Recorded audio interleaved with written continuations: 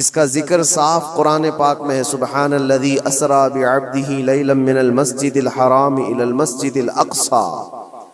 پاک ہے وہ ذات جس نے اپنے بندے خاص کو ایک رات مسجد حرم سے جو مکہ میں مسجد اقصی تک کا سفر کرایا۔ مسجد اقصی کیا ہے؟ قرآن کہتا ہے الذی بارکنا حولہ، جس کے ارد گرد ہم نے برکت رکھی ہے، جس کے ارد گرد برکتیں رکھی گئی ہیں۔ تو مسجد اقصی یہ کل پرسوں والی، سال دو سال پہلے والی یا 100-200 سال پہلے والی مسجد کا نام نہیں ہے، یہ اتنی پرانی ہے جس کی تاریخ تقریباً 4000 سال پہلے کی ہے۔ سیدنا ابراہیم علیہ السلام کے زمانے سے یہ آباد علاقہ، اور ایک دو نہیں ہزاروں انبیاء اکرام علیہ السلام کا وہ قبلہ رہا ہے، اور خود مسلمانوں کا بھی قبلہ اول وہی تھا، پہلے اسی کی طرف منہ کر کے نماز ادا کیا جاتا۔ اور نبی پاک صلی اللہ تعالی علیہ وسلم جب مدینہ طیبہ ہجرت فرما کر آئے تو آپ اندازہ کیجئے کہ بعثت کے 13 سال کے بعد، یعنی حضور کے اعلان نبوت کے 13 سال کے بعد حضور پاک صلی اللہ تعالی علیہ وسلم نے ہجرت فرمائی، مکہ کے 13 سال، اور پھر مدینہ جانے کے بعد وہاں 17 مہینے تقریباً 1.5 سال بیت المقدس کی طرف منہ کر کے ہی نماز پڑھی جاتی تھی، بیت المقدس کی طرف رخ کر کے ہی عبادت ہوتی۔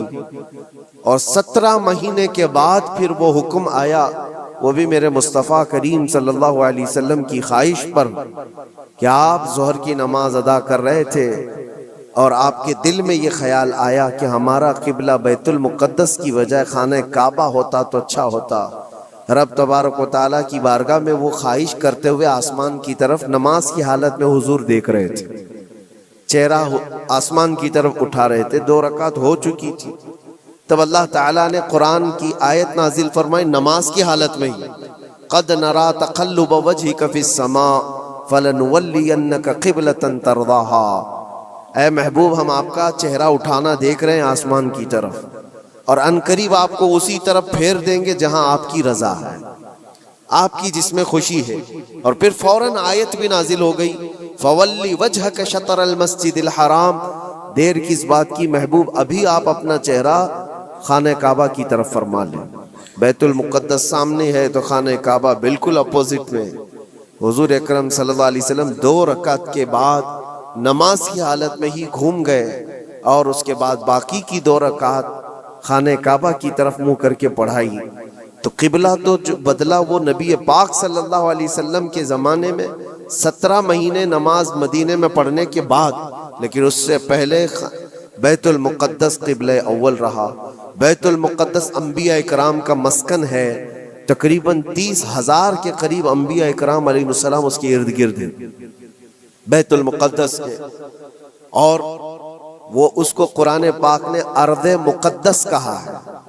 ارض مقدس بھی قرآن پاک میں اس کا ذکر ہے۔ مسئلہ یہ ہے کہ وہاں پر دنیا کے 3 بڑے پرانے جو ادیان ہیں ان کا وہ محور و مرکز بنتا چلا جاتا ہے، یہودیت، عیسائیت اور مسلمانوں کے لیے، سب کے لیے وہ مقدس ہے، محترم ہے، متبرک ہے۔ یہودی بھی اس کو مقدس مانتے، ان کا بھی قبلہ رہا، اور عیسائی بھی اس کو اپنا مقدس اور محترم عبادت گاہ کے طور پر دیکھتے ہیں، اس لیے کہ عیسیٰ علیہ السلام کی ولادت بھی وہاں قریب میں ہوئی بیت لحم میں، اور عیسائیوں کے لیے بھی وہ ایک مرکز کی حیثیت رکھتا ہے۔ اور یہ آسمانی مذاہب میں ایمان والے مسلمانوں کے لیے بھی وہ مقدس و متبرک ہے۔ اس کی وجہ چاہے جو بھی ہو، قرآن پاک میں اس کا ذکر ہے، اور نبی پاک صلی اللہ علیہ وسلم نے وہاں سے معراج فرمائی، معراج کا سفر شروع فرمایا۔ تو اس اعتبار سے 3 بڑے ادیان جو دنیا کے ہیں ان میں یہ اختلاف کا مسئلہ آج سے نہیں رہا، برسوں سے رہا۔ چلیں اگر آج کوئی ہم پر یہ الزام لگاتا ہے یہ کہ مسلمانوں کا اور یہودیوں کا مسئلہ ہے، تو میرے عزیزو، فلسطین میں مسلمانوں کے آنے سے پہلے کی اگر تاریخ آپ پڑھیں گے تو یہودیوں اور عیسائیوں میں کئی جنگیں وہاں پر ہوئی، کئی جنگیں بیت المقدس کو لے کر کے. بیت المقدس میں پہلے یہودیوں کا غلبہ تھا تو عیسائیوں کا بادشاہ ٹائٹس اور ہرکیولس، یہ سب بادشاہوں کے جو نام ہیں آپ تاریخ میں پڑھیں، یہ حضور پاک صلی اللہ تعالی علیہ وسلم کی آمد سے پہلے والے. انہوں نے طاقت حاصل کی، غلبہ حاصل کیا. تو ٹائٹس جو بادشاہ تھا عیسائیوں کا، اس نے اتنا قتل عام کیا تھا یہودیوں کا، اتنا قتل عام کہ پورے فلسطین کی زمین خون سے بہہ رہی تھی اس زمانے میں. اور پھر جب یہودیوں کا غلبہ آیا تھا تو یہودیوں نے عیسائیوں کا قتل عام کیا تھا، کسی کو چھوڑا نہیں تھا. تو بیت المقدس کے حصول کے لیے، اس پر غلبہ حاصل کرنے کے لیے جنگیں برسوں سے چلی، بہت برسوں سے. پھر جب وہ دور آیا، حضور پاک صلی اللہ تعالی علیہ وسلم نے اعلان نبوت فرمایا، اسلام پوری دنیا میں پھیلنے لگا. پھر بھی حضور اکرم صلی اللہ علیہ وسلم کی زندگی پاک میں بیت المقدس پر، مسجد اقصی پر مومنین کا یا مسلمانوں کا وہ غلبہ نہیں تھا. زمانہ بیت گیا، حضرت عمر فاروق رضی اللہ تعالیٰ عنہ کا زمانہ آیا. جب حضرت عمر فاروق کا زمانہ آیا تو اسلامی سلطنت کی سرحدیں بہت دور دور تک پھیل گئیں. مصر فتح ہو گیا، ایران فتح ہو گیا، روم فتح ہو گیا، بہت سارے علاقے فتح ہو کر اسلام میں داخل ہوئے. تو ایک محاذ فلسطین فتح کرنے کے لیے بھی حضرت عمر فاروق کے زمانے میں بھیجا گیا، جس میں حضرت ابو عبیدہ بن جراح رضی اللہ تعالیٰ عنہ بھی موجود تھے. اور وہ اسلامی لشکر جب گیا تو فلسطین کو ان لوگوں نے فتح کیا. فلسطین جب فتح ہوا، بیت المقدس جب حاصل کیا گیا، وہ بھی تاریخ بڑی عظیم ہے میرے عزیزوں. وہاں اس وقت عیسائیوں کا غلبہ تھا، یہودیوں کو نکال کر پھینک دیا گیا، مار دیا گیا، جیسے بھی ان کے ہر بار ہوتے تھے. جب ان کا غلبہ آئے تو ان کو مارے، ان کا غلبہ آئے تو ان کو مارے، یہ جنگیں چلتی تھی. پھر جب اسلام آیا تو اس زمانے میں عیسائیوں کا وہاں غلبہ تھا، انہوں نے حوالے کر دیا بیت المقدس کو، مسجد اقصی کو حوالے کیا.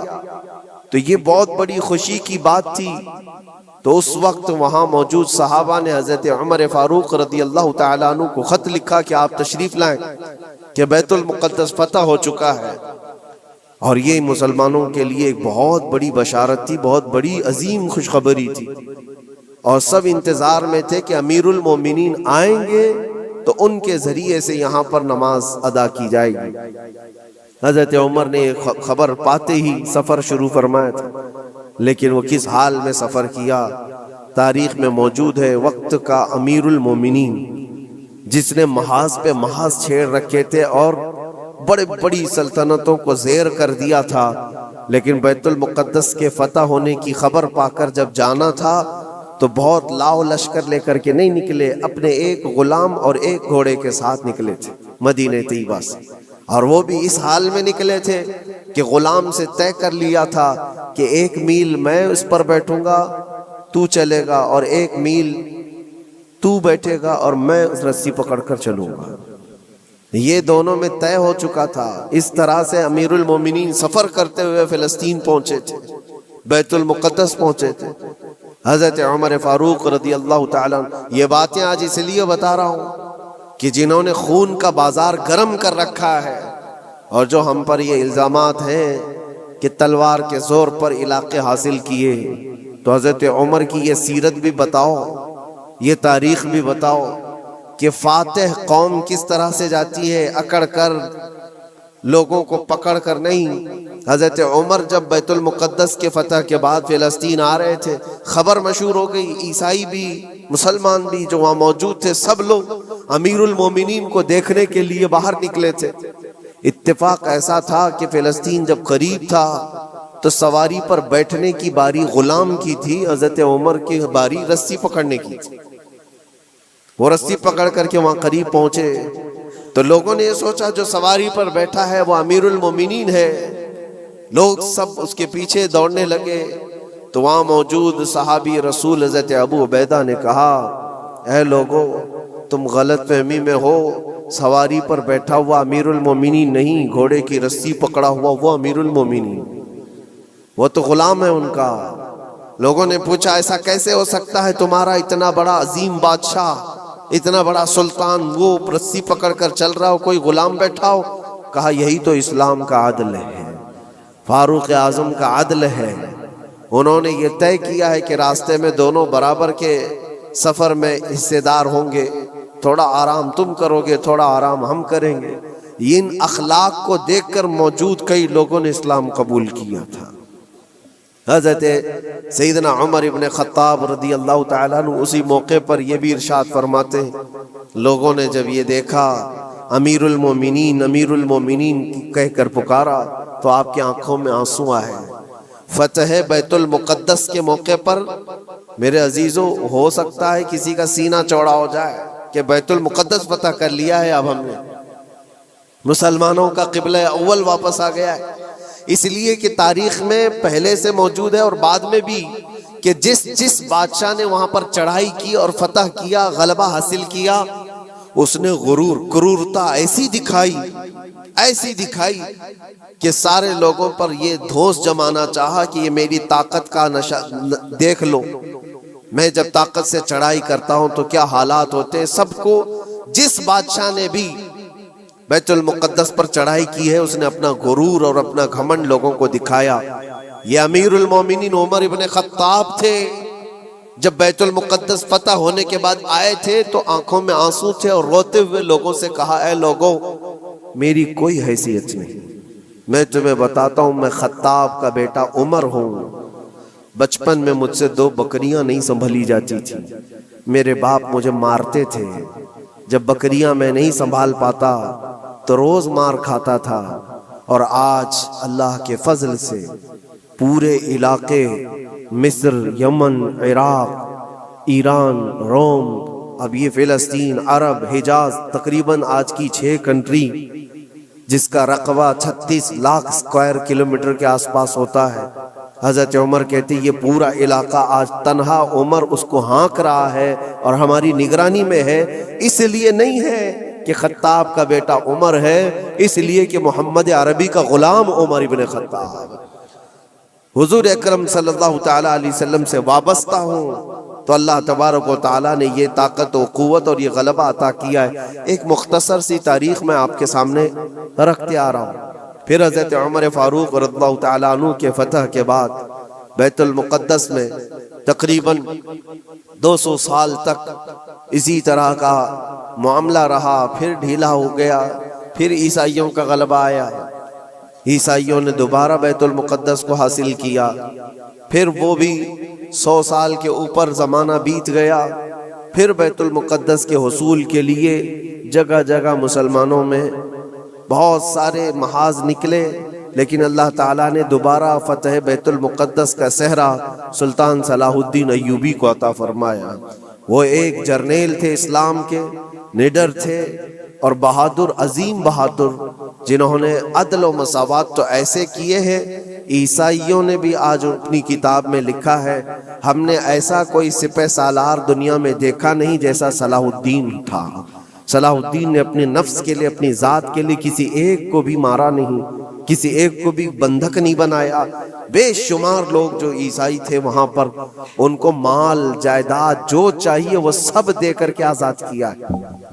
کہا کہ صرف بیت المقدس یہ مقدس جگہ ہے، اس کی گندگی اور اس کی ناپاکی میں نہیں دیکھ سکتا.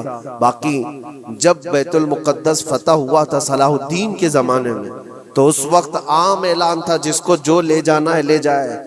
دروازوں سے سونے کے جو نقش تھے عیسائی جب بھاگ رہے تھے وہ بھی کھرچ کر کے نکال رہے تھے لے جانے کے لیے، جو ہاتھ میں آئے وہ سب. لیکن صلاح الدین نے منع کیا تھا کسی کو کچھ نہ پوچھا جائے، مال و جائیداد، دنیا کی دولت سب انہیں مبارک ہو، اللہ کا یہ مقدس گھر ہمارے حصے میں آیا. یہ بھی تاریخ موجود ہے.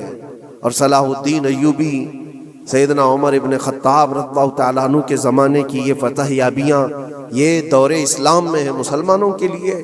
پھر زمانہ بیتتا گیا اور پھر یہ انہی حالات میں بحمدہ تعالیٰ تقریباً 1000 سال چل پڑے. تقریباً پورے 1000 سال بھی نہیں، لیکن جب یہ ورلڈ وار ہوئی فرسٹ، اس کے بعد پوری دنیا میں خلافت عثمانیہ کا دبدبہ ختم ہوا تو دوبارہ پھر یہ ساری جو دسیسہ کاری ہے آج جو آپ دیکھ رہے ہیں، سب سے پہلے بے گھر تھے جو یہودی پوری دنیا میں، جن کے لیے ٹھکانہ نہیں تھا، کوئی جگہ نہیں تھی، انہوں نے ایک معاہدے کے تحت 4000 یہودیوں کو صرف فلسطین میں بسانے کی اجازت مانگی تھی۔ اس وقت عرب بھی غیر منقسم تھا، بٹا ہوا نہیں تھا، پورا عرب ایک تھا، فلسطین، جارڈن، ملک شام، یہ سب علاقے ملے ہوئے تھے، ایک ہی خلافت کے اندر آتے تھے، خلافت عثمانیہ کے اندر۔ اس وقت صرف 4000 لوگوں کو وہاں بسانے کی اجازت لی گئی تھی۔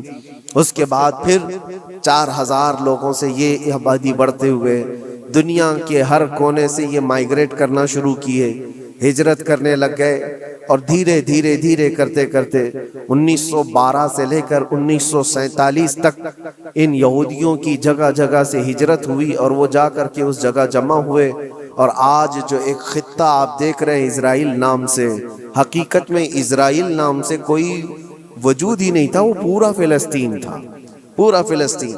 تھوڑے تھوڑے تھوڑے علاقے میں بستے بستے بستے ان لوگوں نے پورے علاقے کو آکیوپائی کر لیا، پورا قبضہ کیا، اور اپنی ایک سلطنت بنائی، اپنا ایک ملک بنایا، اور اعلان بھی کر دیا، پوری دنیا میں اعلان کیا، اپنی ایمبیسی کھولی، سفارت خانے کھولے۔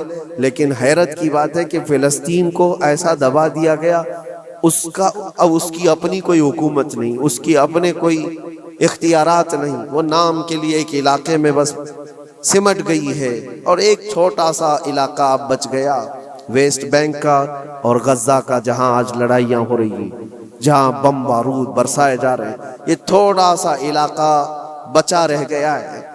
میرے عزیزو، یہ ایک تاریخ ہے جو میں آج آپ کو منتقل کر رہا ہوں، اس لیے کہ نئے بچوں کو، نئی جنریشن کو تاریخ سے بہت کم دلچسپی ہے۔ یہ انٹرنیٹ کی دنیا میں رہنے والے لوگ، آپ یہ بات یاد رکھیں، یہ وراثت کے طور پر ہم نے آج تک منتقل ہوتی آئی تاریخ۔ اس لیے بتا رہا ہوں کہ وہاں پر جو جھگڑا ہے، وہاں پر جو حالات بنے ہوئے ہیں، وہ آج کل کے نہیں ہیں، صدیوں سے موجود ہیں، کئی سینکڑوں سالوں سے موجود ہیں۔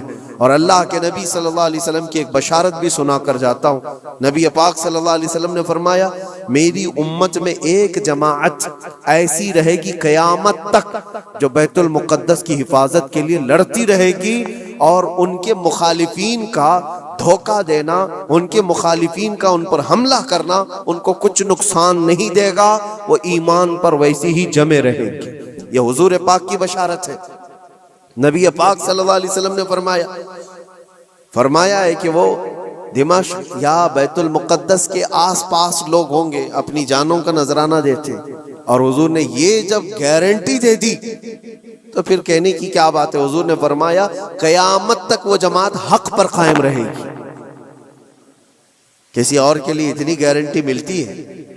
حدیث پاک میں حضور نے فرمایا ان کے لیے وہ ایک جماعت ایسی ہوگی قیامت تک وہ حق پر قائم رہیں گے، حق پر قائم رہیں گے بیت المقدس کی حفاظت کے لیے۔ آج ان لوگوں کے حالات دیکھتے ہیں ہم۔ پھر میں آپ کو ایک آیت جو شروع میں پڑھا عرض کیے دیتا ہوں۔ رب تعالیٰ فرماتا ہے وَسَيَعْلَمُ الَّذِينَ ظَلَمُوا أَيَّ مُنْقَلَبٍ يَنْقَلِبُونَ، ان قریب ظلم کرنے والے یہ دیکھیں گے کہ اللہ ان کو کس کھائی میں گراتا ہے، کس پلٹی وہ پلٹیں گے، وہ انجام آئے گا۔ کسی بھی ظالم کو چھوڑا نہیں گیا ہے، ظلم کی انتہا ہو گئی، ظلم کی انتہا ہو گئی۔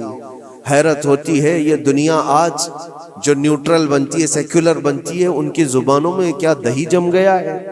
ان چھوٹے سے بچوں کی موت پر کوئی دو جملے بولنے کو تیار نہیں، صرف اس لیے کہ مسلمان ہیں، صرف اس لیے کہ وہ ایمان والے ہیں۔ میرے عزیزو، دنیا میں کہیں کسی کی ظلمن موت ہو جائے تو ساری میڈیا چیختی ہے، چلاتی ہے۔ اور آج جہاں 49,000 لوگوں کو قتل کر دیا گیا، مار دیا گیا، ان کا قصور کیا تھا بتائیں؟ ان کا قصور کیا ہے؟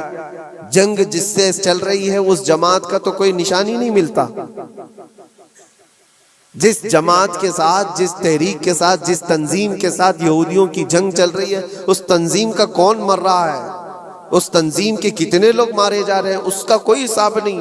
لیکن سیویلینز جو وہاں کے بچے ہیں، عورتیں ہیں، بوڑھے ہیں، ان میں سے تقریباً 50,000 لوگ شہید ہو چکے، جس میں سے تقریباً 15,000 کے آس پاس تو بچے ہیں، چھوٹے سے بچے ہیں۔ کلیجہ منہ کو آتا ہے یہ ساری باتیں دیکھ کر کے، سن کر کے میرے عزیزو۔ جگر رکھنے والا دنیا کا کوئی بھی انسان جس کے اندر تھوڑی انسانیت باقی ہو، وہ یہ تمام مناظر کو دیکھ کر کے ویرودھ تو ضرور کرے گا۔ اور اگر یہ باتیں بھی ہم کو یہاں کہنے میں کسی کو ایسا لگتا ہے تو میں اس کی پرواہ نہیں کرتا، ایمان جب تک ہے ہم بولتے رہیں گے۔ جہاں لوگوں کی جانیں چلی جا رہی ہوں اور تم کہتے ہو کہ یہ حالات صحیح نہیں ہو بولنے کے لیے، تو پھر ایسی بزدلی میں جی کر کے بھی مطلب نہیں، مر جانا ہی بہتر ہے۔ کس لیے جی رہے ہیں؟ حق کو حق نہ کہا جائے، ظلم کو ظلم نہ کہا جائے؟ کیا اتنے بھی زیادہ بزدلی آ گئی ہے؟ میرے عزیزو، آپ کو بتانے کا مقصد یہ ہے، مجھے پتا ہے لوگوں کو یہ بھی لگتا ہے کہ یہاں بیان کر کے مطلب کیا ہے؟ فلسطین میں ظلم ہو رہا ہے، بچے مارے جا رہے ہیں، یہاں بیان کر کے کیا مطلب ہے؟ یہ تھوڑی نہ وہاں جائیں گے مدد کرنے کے لیے۔ لیکن میرے عزیزوں، فزیکلی آپ جا تو نہیں سکتے، لیکن اس سے بہت ساری عبرتیں، بہت سارے سبق تم سیکھ سکتے ہو۔ تم سردی بخار پر آئیں کائیں کرنے لگ جاتے ہو، جن کے گھروں پر روز بم بارود ہو، ان لوگوں کو دیکھو کبھی تو آج بھی الحمدللہ کہتے ہیں۔ ایک خاتون کو دیکھا جس کے 4 بیٹے شہید ہو گئے، 4 بیٹے شہید ہو گئے۔ عورتوں میں وہ بیان کر رہی ہے، بڑا بیٹا 27 سال کا، دوسرا بیٹا 25 سال کا، تیسرا 23 سال کا۔ اس طرح سے عمر جوانی، بھری جوانی میں جس کے 4 لڑکے شہید ہوئے، آنکھوں میں آنسو کچھ نہیں۔ کسی نیوز رپورٹر نے کہا کہ 4 بیٹے تیرے اتنی بھری جوانی میں مارے گئے، تجھے غم نہیں کسی بات کا؟